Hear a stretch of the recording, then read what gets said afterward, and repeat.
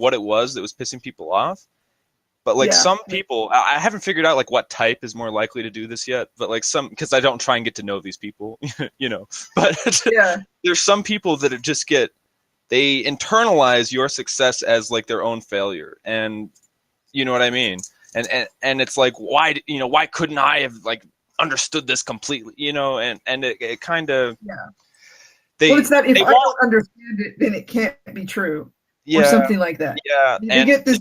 Especially when you're young and you have like an idea that's really good, like people will feel so threatened by that because they're older and they haven't had as good as an idea or like whatever, you know. It's right. Like, yeah, that was funny. So eventually he came back and he said, "We won't give you first place because we don't know what you're talking about."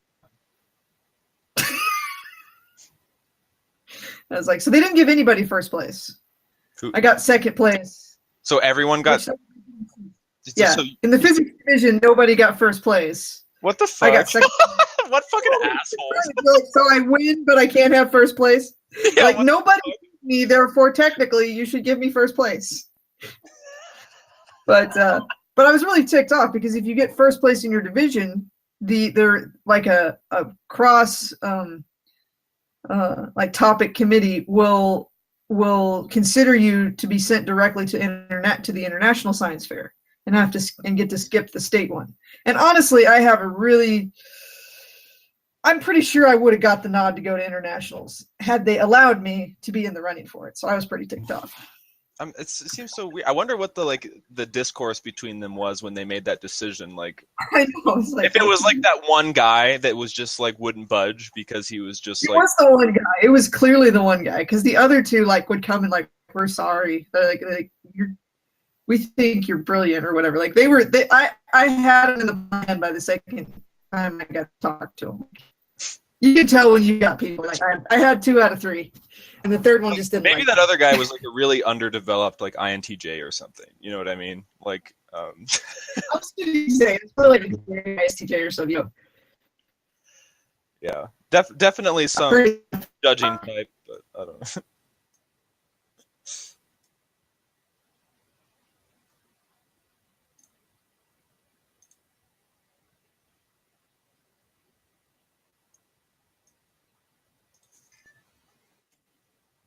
If you're still talking, I can't hear you.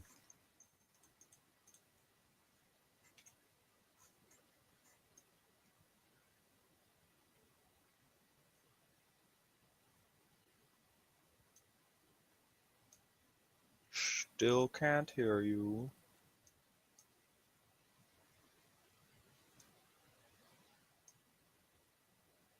It's broken.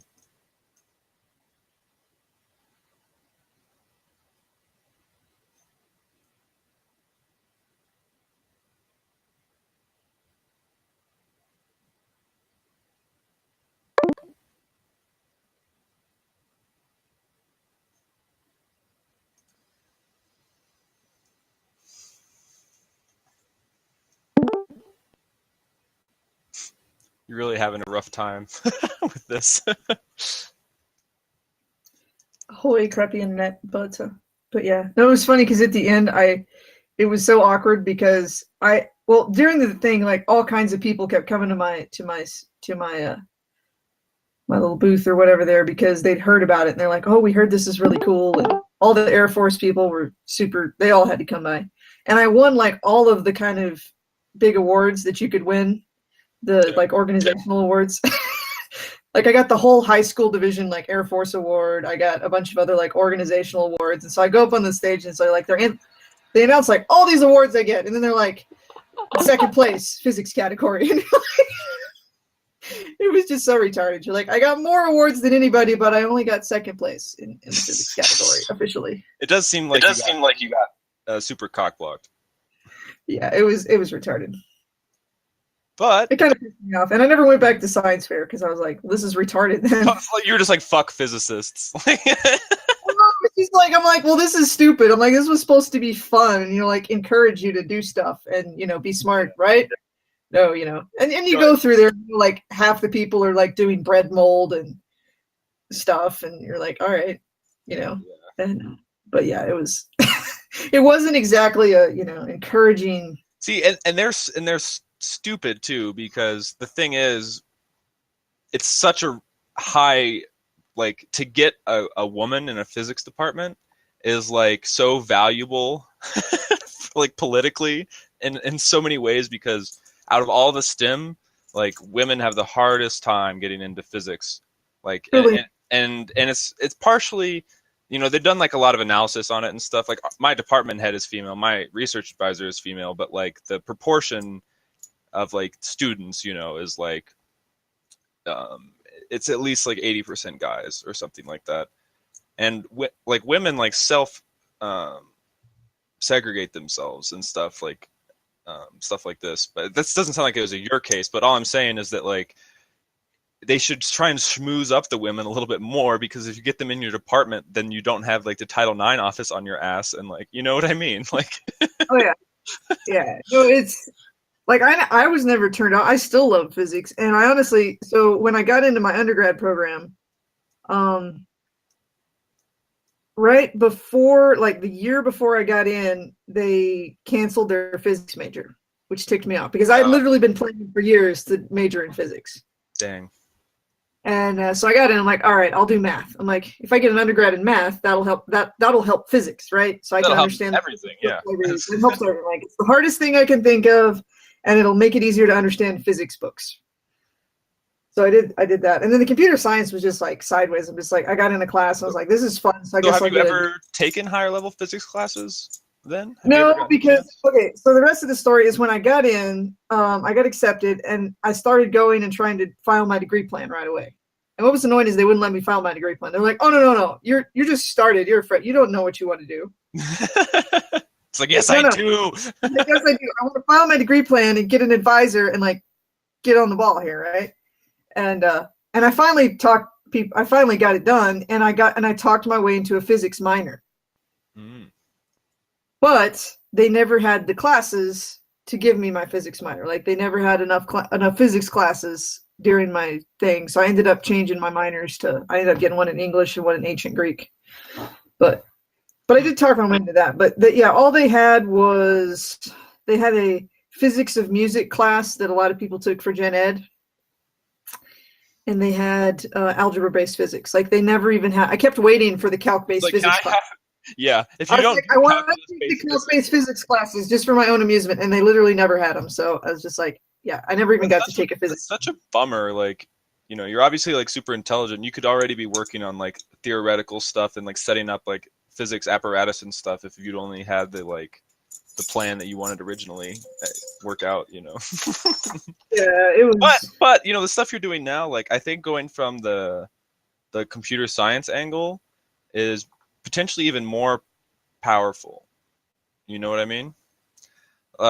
Because it gives you, you know, like, there's so many physicists that aren't as well versed in the computer science stuff, and they need to like find people to like do that stuff for them. And it's like, you know, they could make so much more progress if they could set up like an appropriate like system and shit like that. You know, actually being able to run like theoretical calculations and stuff instead of just, you know, working on paper and like.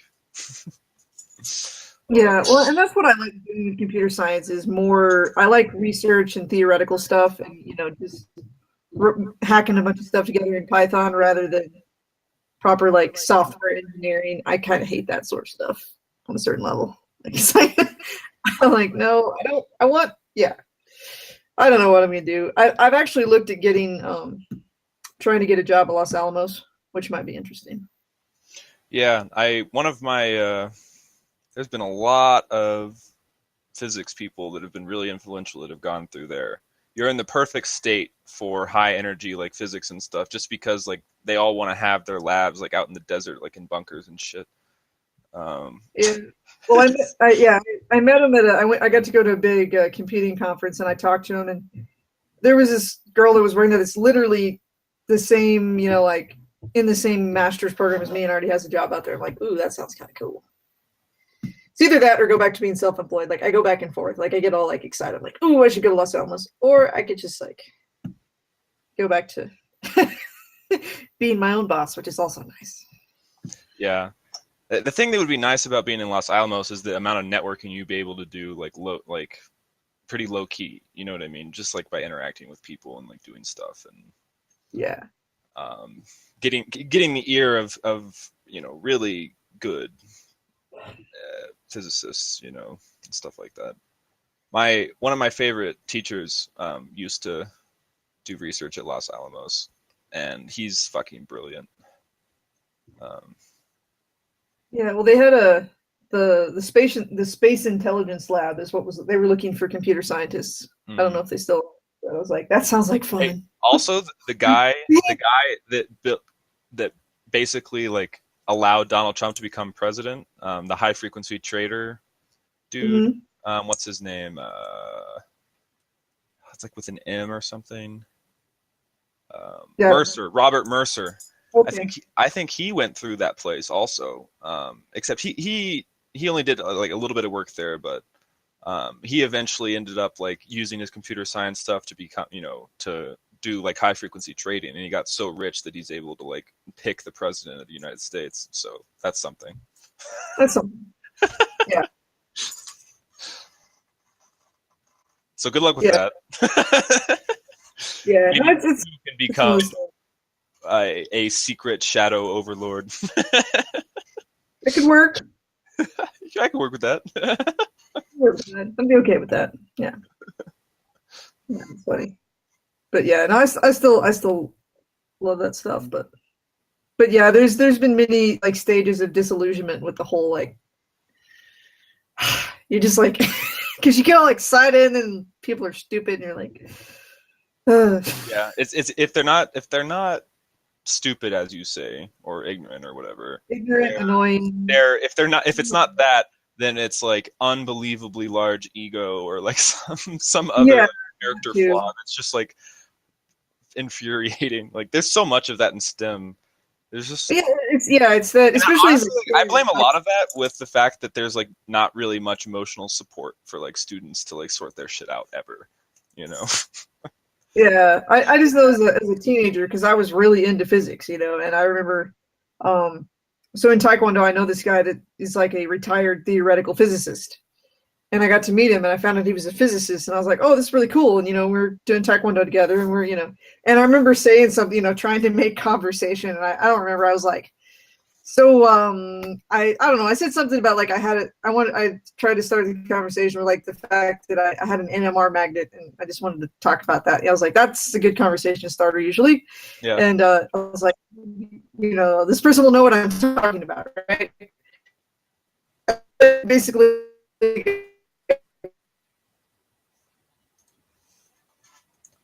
Robot. Now I can't hear you at all. Again. If you can hear me.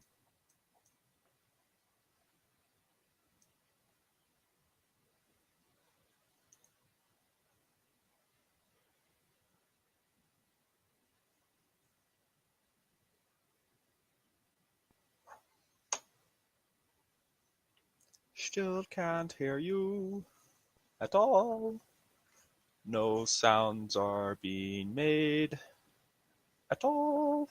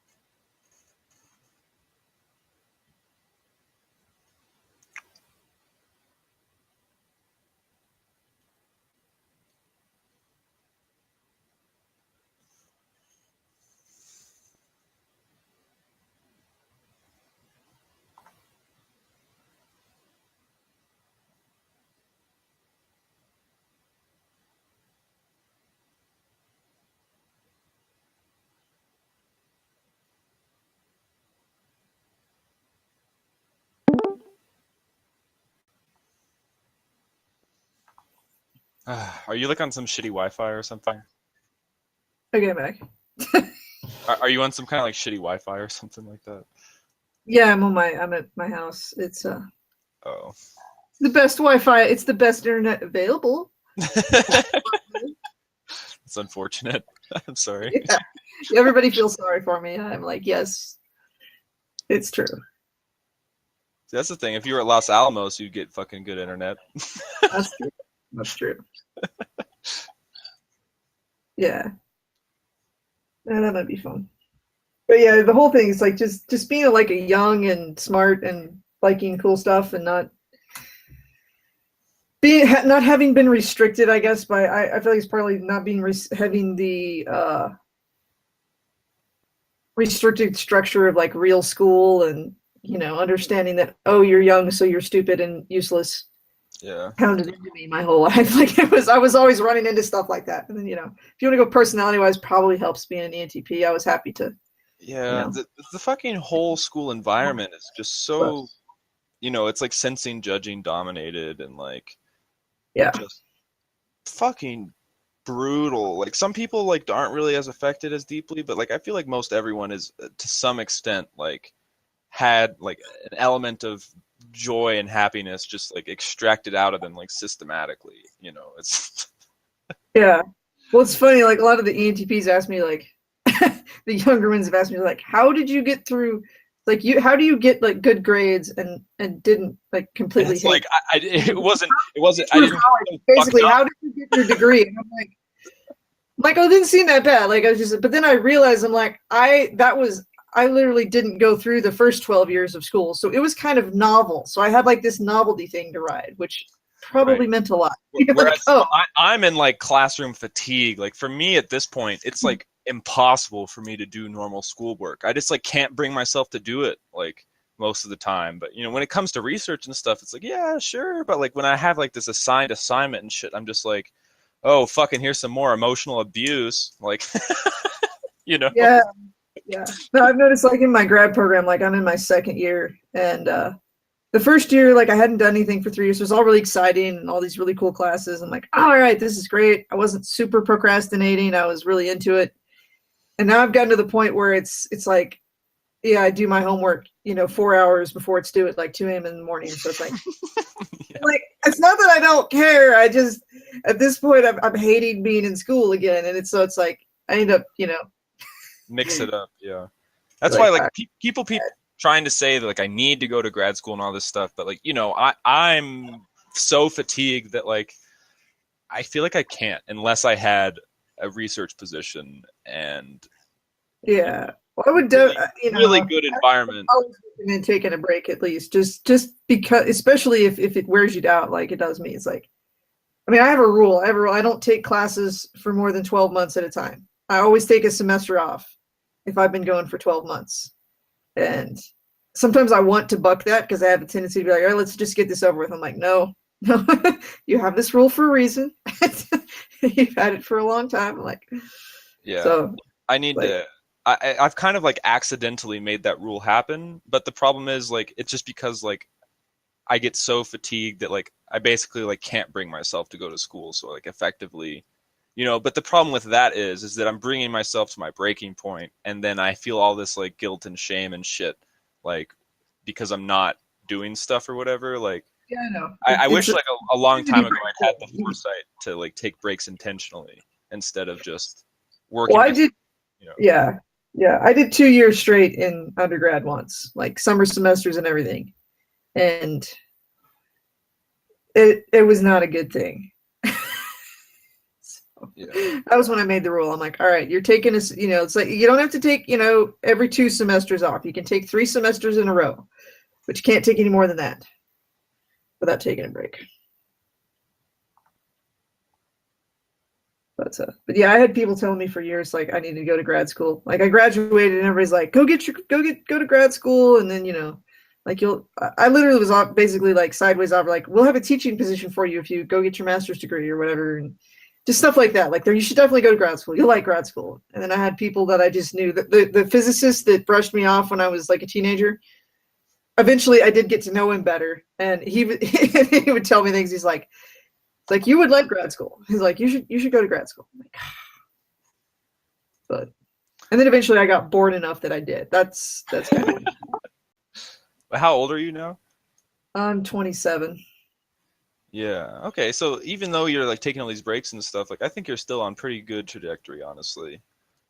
So many people like that's another pressure I felt like there's this tendency for people to be like, oh, you got to get everything done as soon as possible, like while you're still young, and like do and try and everyone associates age with like if I've accomplished this by this age, then I'm better than everyone else and all this other kind of stuff that like Yeah. if you can just stay outside of that framework, like you're gonna be much Yeah. better. You're probably going to be more successful than these people that rush themselves into like some kind of weird like anxiety disorder or something, like. Right. Well, it's one of these. I've always felt that pressure because I was always.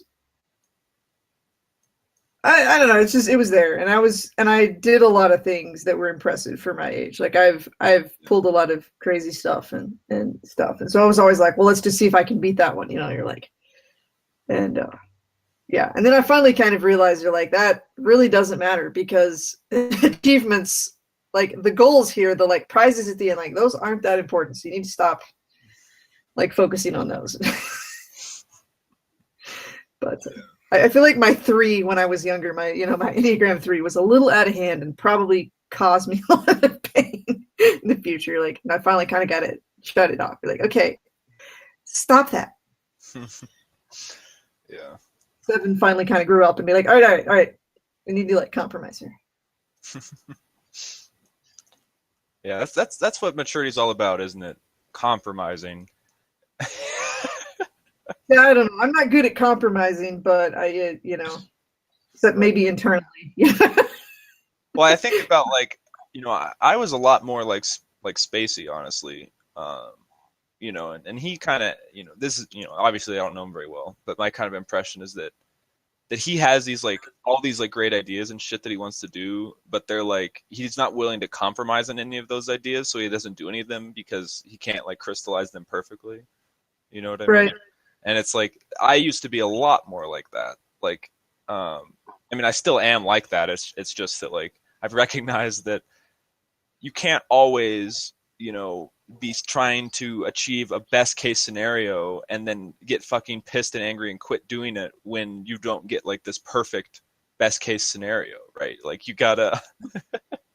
It's like it's great if you can get there, but if you have an expectation that that's the case and you don't, like you're just gonna shut off and not want to do anything, and it's just like just getting out of bed every day and just like doing shit is like more important than doing it perfectly in the end. Yeah, I'm not really a perfectionist in some sense, but at the same time I understand kind of that idea. Like I always like think that's more like a tragedy of the INTP kind of like. Yeah. I do relate to a lot, like honestly more than it appears in some ENTPs, because I've observed even in my own life that they're just a little more sloppy sometimes. You're just like, I'm like somewhere in between. I tend to be a little more, perfection oriented than some of them, but I've gotten better at just being like, all right, some product is better than no product. Yeah, I did eventually learn that. Because then also it's like the tragedy is that you've spent all this time thinking you've done like a lot of progress in here, right? And like things and done lots of activities and shit. But if you don't have anything to show for it, like everyone's just like, oh, it's someone who does nothing. Yeah. Yeah. Well, and it's got to be an official showing something that's what always got me. Like it's like it doesn't matter what you did in the barn behind your house. You didn't. That doesn't count or whatever. I think that's why I've ended up not going as strongly into the academia route as younger me might have anticipated. Yeah. Because I just do run out of patience with the whole system. Yeah, this whole like, man, I've gotten really in just because I got into a conflict with someone with like a PhD. Like I really learned really quickly like how the political shit works at the university, and damn, it's like no wonder things are so fucking shitty. Like nothing can get changed ever. Like things take like 10 years to like change, it's like they're just like a lot of university like things are just they're so rigid in their in their like systems and hierarchy and stuff, and it's like almost unchangeable. Like, yeah, well, it's like I work at a small community college, which is kind of interesting because they move faster than like the university. oh yeah, yeah, because then you can get something approved like easier because you don't have this huge like all the stakeholders aren't like arguing about everything because there's like not well, there's still a lot of that. There's still a lot of politics, and what's funny is that I mean, not to be prejudiced, but not to down people, but all the instructors who are working and their job is working full time at a 2-year podunk community college. Yeah, they've still got the same egos. Really? It's like, guys, you're like, I know you have a PhD, but I really don't care. And what's funny is, so my job is I'm an instructional technologist, and literally what I do, my job is to be an expert on all the technology that the teachers might need to use. Classroom tech, LMS, whatever, anything that they need to use technologically. They basically have to come to me and say, I barely know how to click a mouse, but they don't know that. Like they come like it's this big, really hard thing that I'm going to show them how to do. Yeah, and you're just like, well, you just open this and have them enter their name, and you're good. Like, yeah, stuff like that. You're like, yeah, like they've been taking like some like professional development classes, and I had like this really kind of and they come into me sometimes. I get a lot of like, well, can you find these students' logs because they turned in their paper like an hour late, and they called me and told me why, but I don't believe them. And they said they had, like, couldn't figure it out, but how was that? And then I had like one of these teachers come in and they were taking a professional development class online, and they come over around, they're like, I can't figure out how to upload my assignment.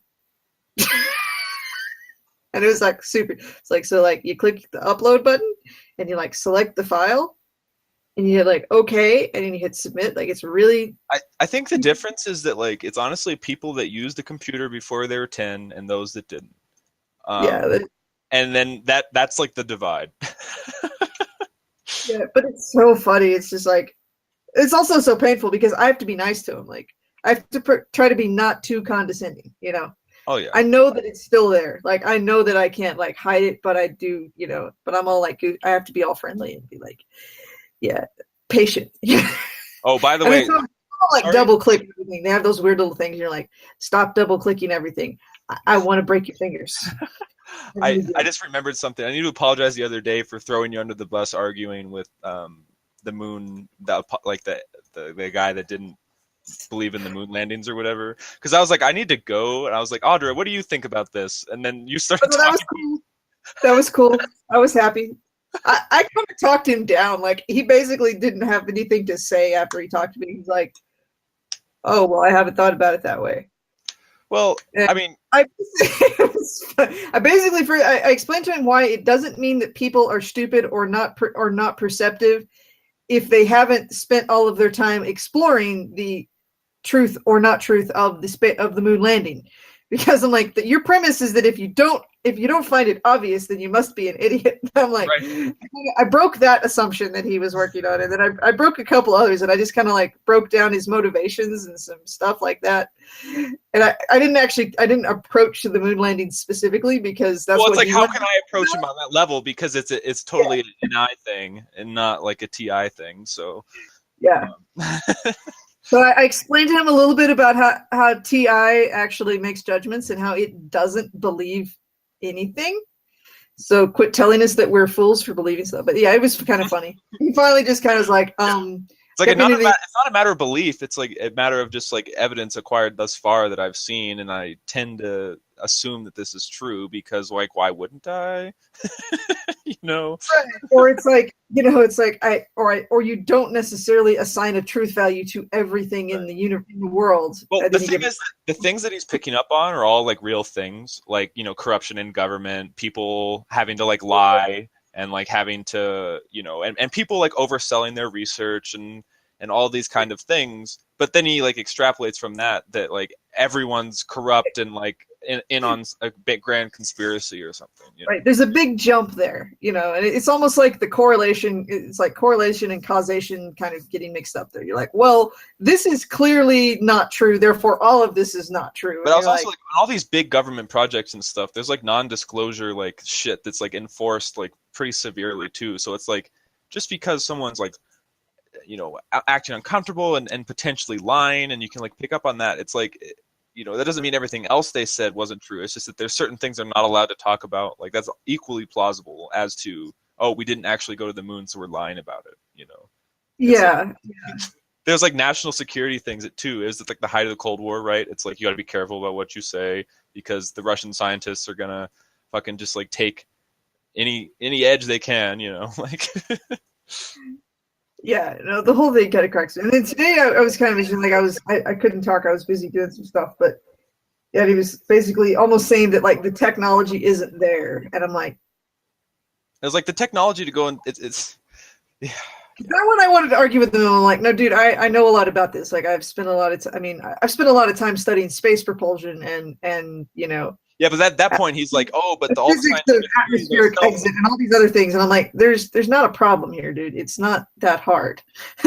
Right, that's my feeling too. It's like we've gotten like a NASA grant in our physics department that's like really cheap, and we put together like a payload to put in a weather balloon, and it's like we can do it all for like under a few $1,000s, and it's like to get just a bit more, you know, sophisticated thing and like have it in a rocket and like shoot it up is like not crazy. It's just that there's all these like, you know, when you want to have people up there and stuff, there's all these complexities and people are worried about, you know, they don't want anyone to die, and it's just like a very logistically intense operation, and that's why it's not done very often, you know, like.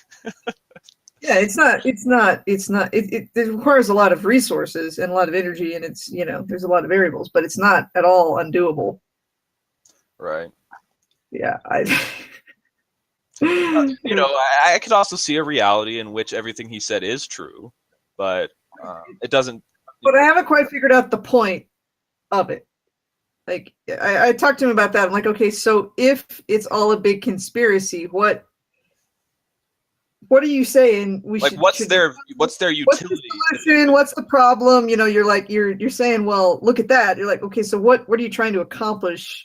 Or what do you see as the result, you know? Or it's like, what would be the purpose of the conspiracy in the first place? And it usually defaults to, oh, it's just about generating like funding, and that's it. And it's like, yeah. I mean, yeah, like people definitely, people that will do like incredible things and oversell their research and stuff in order to like maintain funding, but it's not like, you know, a lot of scientists, you know, they're all like people and stuff, and they have like principles, and like somebody would be like, the fuck you guys doing? Like, this isn't real, you know. Someone would like yeah. It's it's funny. I'm sure there's all kinds of things about the space program that we don't know about and then people lied about. You know. Yeah. That's a different thing than saying the whole thing is. But yeah, just like the whole thing is not true. And generally pointless. You're like, oh, okay. Yeah, I wanted to ask him, like, so what do you think about like JPL and some of the, you know, deep space probes, and how much of that is true?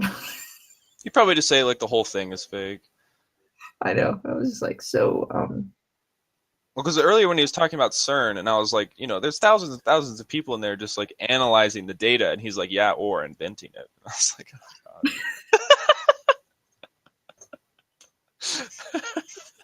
That just like all of these tens of thousands of people and like interns working at CERN are just like fabricating data, and they're all like in on it because they don't want to lose their jobs or something, like. Yeah, something like that. It's an interesting, you know, insight into other people's minds. You're like, okay. But I don't think he's stupid. I think he's just like he's gotten to a place where he's so easily able to dismiss it that he can't use any of scientific discourse as evidence. So like even if it's, you know, even gotten to the decision point for whatever brought in there, like NI stuff or whatever, and then now it's like not revisitable at all. Yeah, he's convinced, and therefore it's done. Yeah, because I find like I've been using NI a lot, but I find that I'm much more reserved. Like I come to these conclusions and stuff, but I still, keep this like in my mind. It's like not everyone else is going to have the same NI conclusion, and therefore it's demonstrably true that this NI conclusion that I have isn't like the absolute truth. It's just my truth, Right. And so you kind of have to acknowledge the fact that your perceptions can be deceived. Yeah, well, it's one of those things. Like I've explained this to people in here, and thinking about my own way. Like I don't know or think anything is like 100% true. Like everything is a matter of probability. There's certain things that are extremely probable based, in my head, but like nothing is undisprovable or right. Like there's so many things at all. Like nothing in my head can't be examined and like reconsidered. For example, like the interior of the Earth.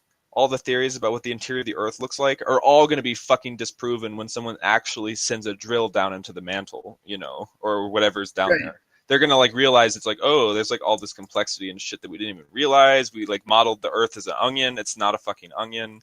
Like, like same thing with like stars and like, the nuclear processes inside stars and stuff. It's like none of you fucking sent a probe inside a star, obviously. Like, all you can do is like, best, and this is what science does, like based on the limited information you have, come up with theories and constantly refine them. You don't want to try and like assert them as absolute truth with a capital T,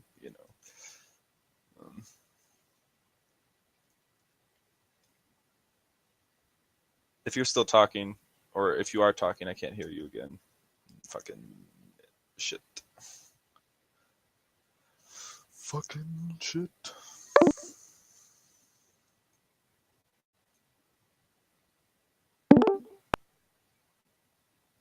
Ah. Welcome back. Yeah. No, it's... Hello, Ken.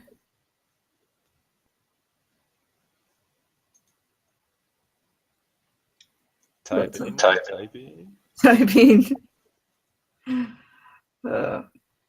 Why? Well, earlier I was in room 1 and everyone was quiet. I said hello and like everyone had their videos off. Like, did Chloe just like do something really, really awkward and everyone was just like shamed into silence because of the like?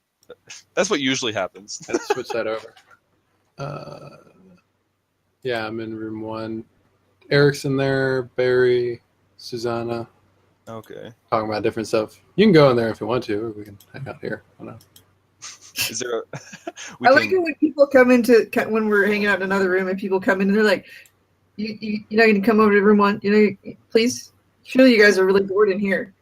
I mean, I'll actually, I just abandoned them to stay in here. So they're gone now. What happened in that room? Why was everyone so quiet? Did something really awkward happen? No, it's just, I don't know. I left, so clearly the party left. You know what I'm saying? Obviously. Do you think it's weird that I wear a yellow shirt and then a black shirt over top of that? I don't try to do things with. Why would that be weird? I don't try to style often. So. I mean, you look a little bit like a bumblebee, but that's not like a bad thing. You're part of the newbie order. Are you asking NTPs for fashion advice? I'm asking. I'm asking a potentially fabulous man for fashion advice. Listen, can I give unwanted advice, please? No. Yes, absolutely yes. Okay, well, what is the topic? Me. Me. That's all that counts. Right, obviously. I think you got it figured out then. No, I don't. That's why I'm asking a question. No. I think that on a subconscious level, to some extent, whatever the question is, you know the answer. It's just that you aren't in touch with your subconscious. And that's the problem. She knows what's up. Actually, no, I had the thought on camera. I was like, I don't look bad. But then I got to gauge other people. I got to be like, is this like socially not bad or is this just me not bad? Do you wax your head? No. Okay. That's just shaved all the way down. That's just light. Oh. It's really efficient. When I got my hair shaved a while back, it was like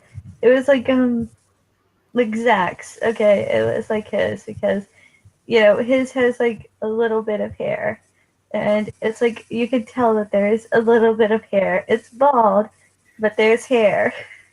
Sure, you could tell there's hair on mine.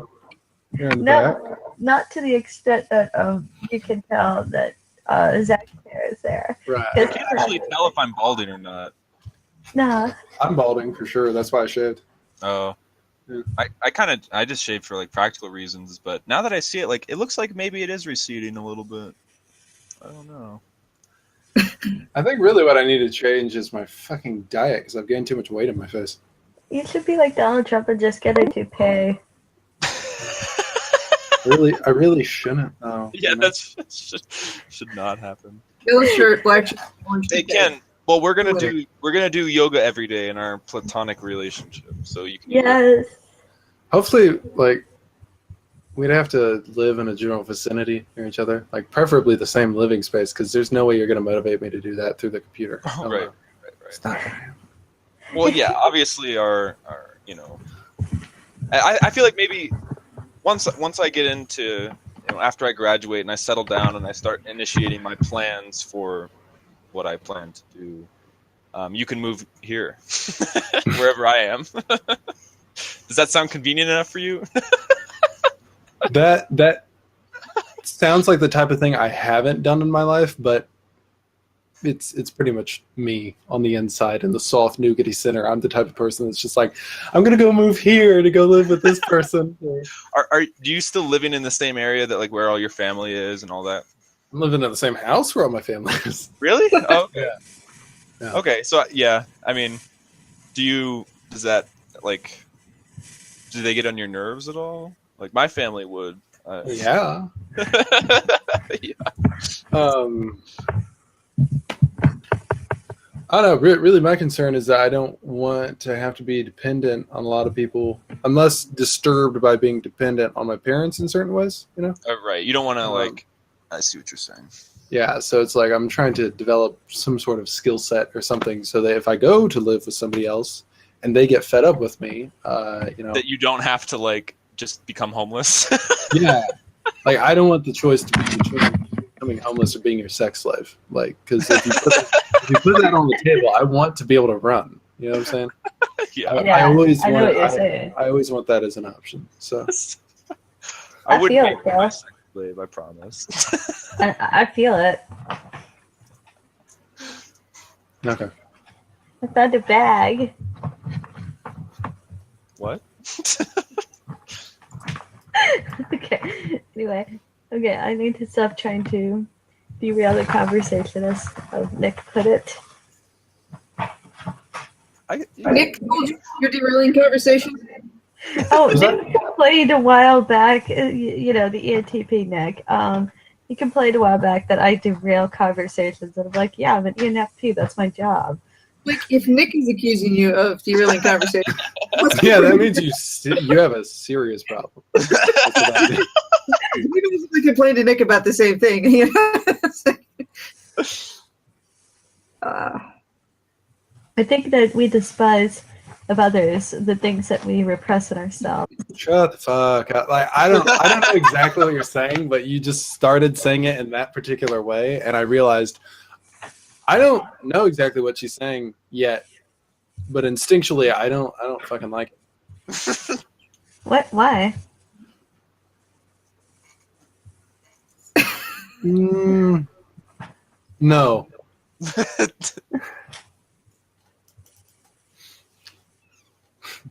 That's it. Sorry. There's your answer. Just no.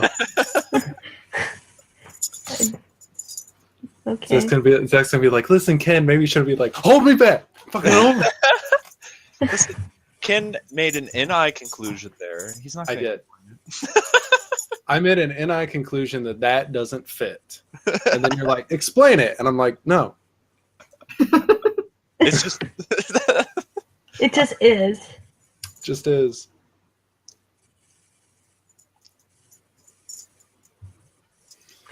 I do feel bad for some INTJs because it's like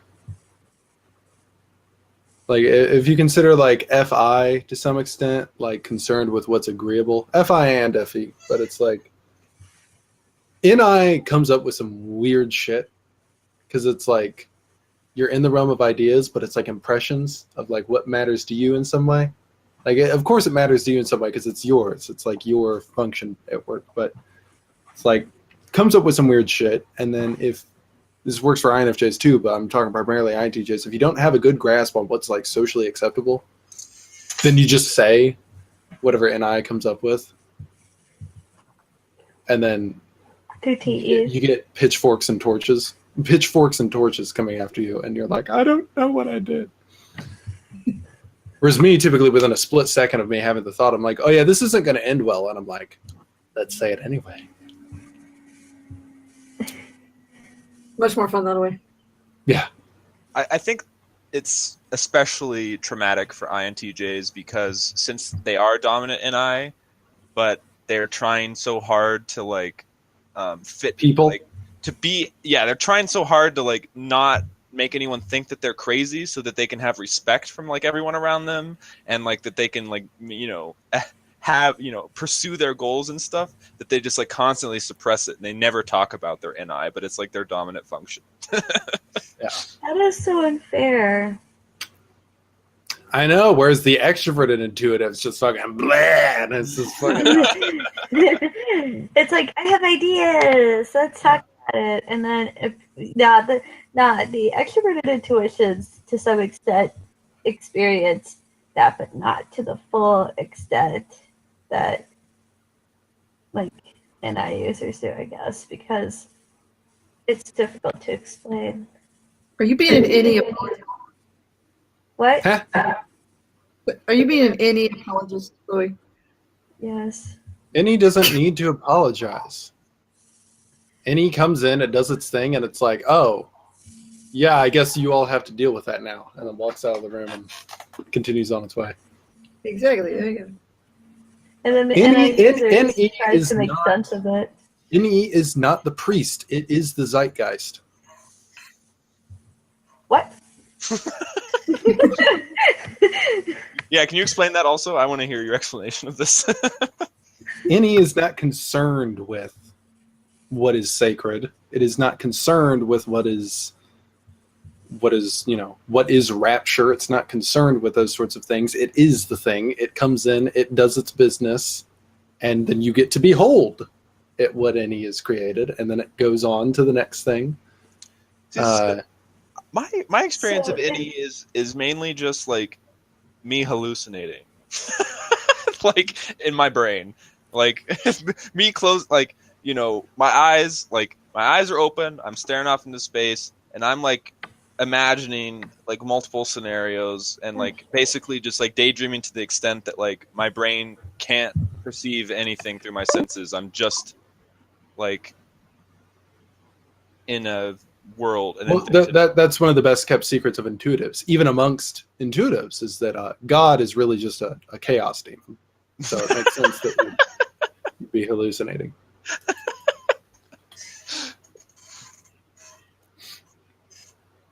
God is a chaos demon. Why do you think that a lot of these NE DOMs are just... Oh, God. Do you ever like scratch your balls and accidentally like make one of your balls hurt? Because you... Oh, fuck. That just happened.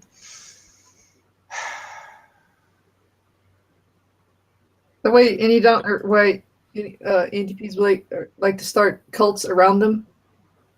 I was trying to tell you last night, we don't start cults, we just like cults to build around us. That's why I said they're the Zeitgeist. Yeah. Eric must be so pleased with himself on a regular basis then. You know the term living the dream? Yeah. Like, can you apologize? He's not living the dream. He's manifesting the meh. He used to write a book called Manifesting them, yeah. Yeah.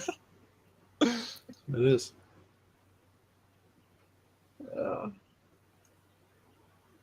Now I'm just trying to figure out what the fuck I'm supposed to do as an NI DOM. I don't know if I told you, Zach, but I was having the thought earlier that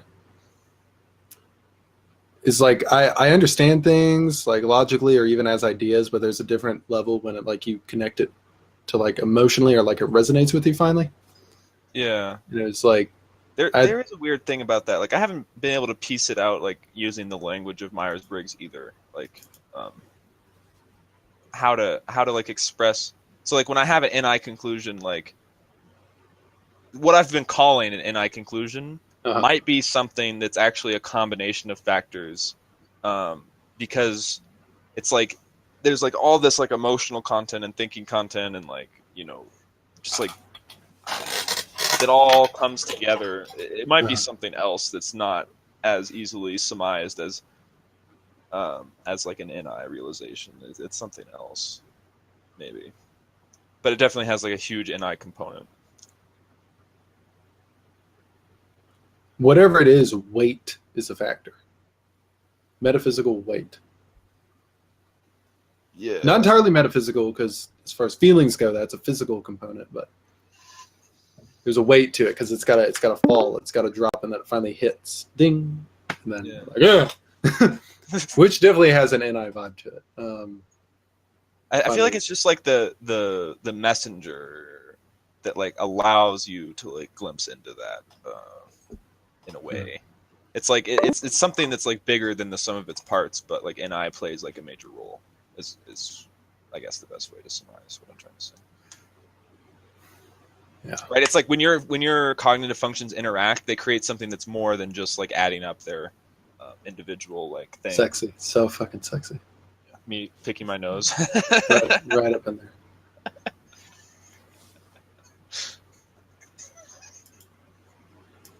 I like that it's an image. I'm an intuitive. That's long. I have really good SE, right? I feel like an accurate insult to intuitives is to just call them booger eaters. I don't eat my boogers. Not saying all of us do, but I never really caught on to the whole booger eating thing. I picked at them. I'd go mining for days, but I didn't like to consume my own product.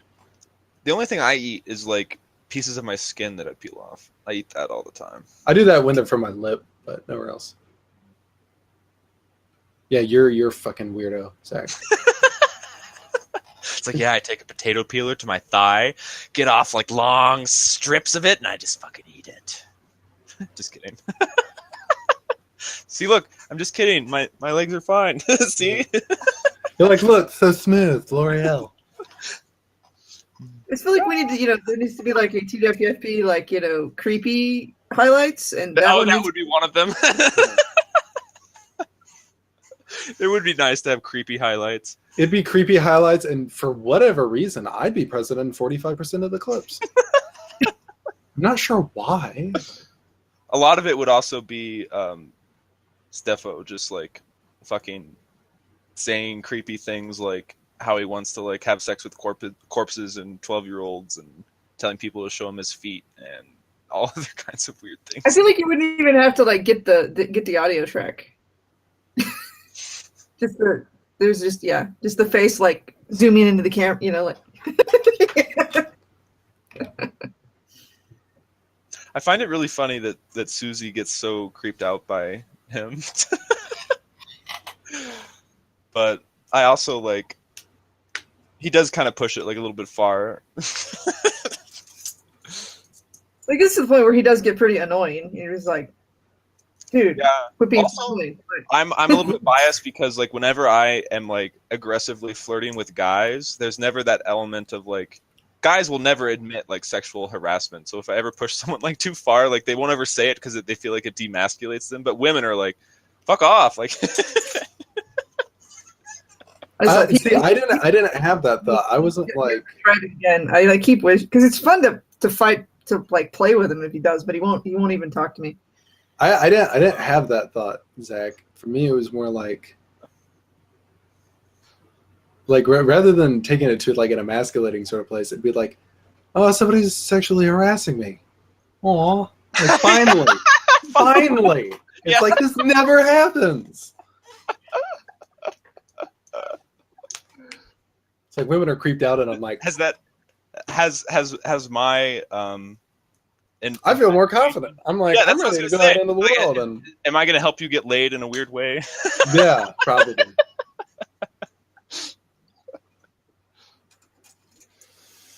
Yeah. You turned an autistic kid into a hedonist. You turned another autistic kid into a successful human being. I forgot I told that story. Yeah. Well, you told it to your future husband, so it's okay. And like everyone else. Cugs was really interested. I wonder if he's autistic, and he was like, "Tell me how this happened." Tell me more. Tell me more. Because Cugs usually doesn't even get on cam, but when I told that story, he was like, "You got on cam? Yeah." When? That is impressive. I've never seen Cugs. Ever. Huh. Nope. May not have been Cugs. May have been someone else. Maybe it's just like you didn't realize it when he was on, because he doesn't. I think I would have. Maybe I don't know. Did he get on cam and then show you his art? Because that is what he does. I've seen him like be on cam with his face and then transition to his art. He's like really really super, like he's super skinny, and he has like brown hair, I think. That's like as accurate a description I can give. Was he the dude in the yellowish room with the glasses and he would laugh? You'd be telling stuff, or is that a different? Maybe that was a dude named Chris. I don't know who that is. Okay. Sorry, I don't know. I don't like the story anymore because I don't know where to take it. I don't want to be here conceptually anymore. Okay. Let's move on.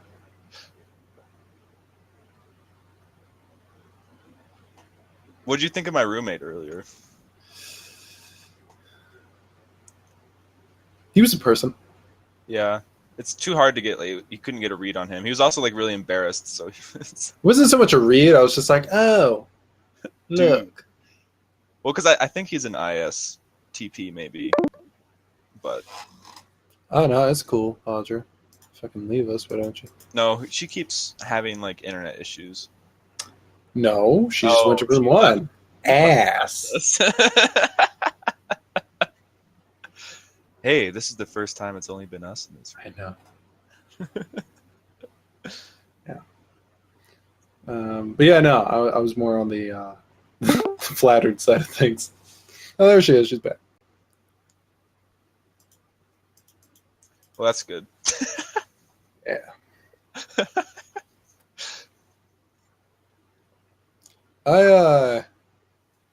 I feel a certain amount of existential despair because I feel like there's a strong divide between my drive to be socially acceptable, or what I define as socially acceptable, compared to what I actually want. And they're two very different things. Like, holy shit.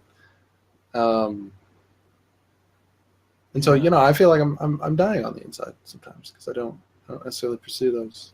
So in a way, when someone like me comes in and accepts all your like what you perceive to be insane things, does that relieve some of that existential dread?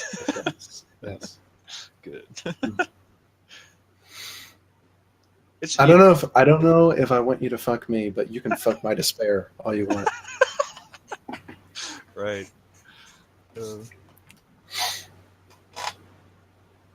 See, I don't even know how I feel about that. That's the thing, is I can come up with concepts of like, this is what I want, or this is what I don't want.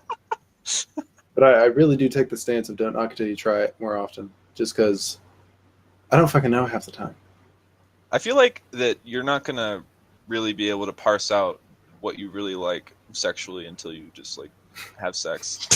Until I'm covered in barbecue salsa dressed as a chicken, then I'll be like, finally, I've arrived. Figured it out. Yeah, because like there's a big divide for me between like what porn I watch and like what my like fetishes and shit is, and then what my like kinks are, which is like what I like to do with other people, like right. And like what I actually like enjoy in like a sexual relationship and stuff. Like, obviously, there's overlap between my fetishes and kinks, but it's not like, I don't know. Yeah, I'd say for me physically, it'd definitely be. I think one thing that would carry over is power play stuff, but not necessarily super removed, like more in the form of wrestling. Like, just like having push and pull going on, not